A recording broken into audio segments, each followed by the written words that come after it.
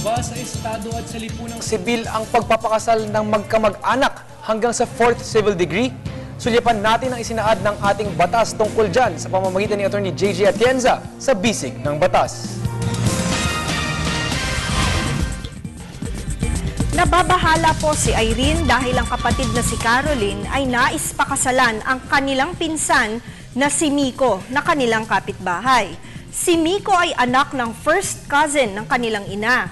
Lumaki daw silang magkakasama kung kaya't malaking diskusyon daw sa kanilang pamilya ang bigla ang pagsasabi ni Caroline at Miko na sila'y magpapakasal.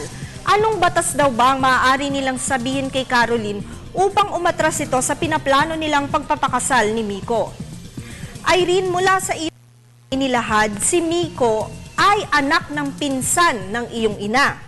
Naiintindihan namin ang iyong pag-aalala dahil dito sa Pilipinas, kahit pinakamalayo na nating kamag-anak, itinuturing pa rin nating malapit na kapamilya. Tandaan natin na ang pag-aasawa sa pagitan ng magpinsan ay hindi basta maaaring sabihing bawal. Nakagugulat man pa ito pero sinasabi po kasi sa ating family code na ang bawal lamang ay marriage sa pagitan ng collateral relatives hanggang sa 4th civil degree.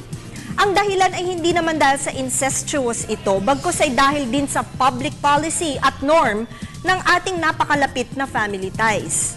Dahil si Miko ay pamangkin sa pinsan ng iyong ina, lumalabas na siya ay pinsan ninyo sa ika-6 na degree na o mahigit pa.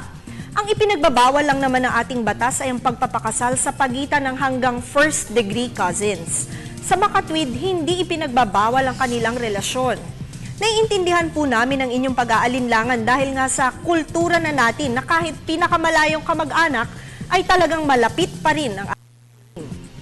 Mag-email lamang po kayo ng inyong katanungan sa ptv4newscenter@gmail.com.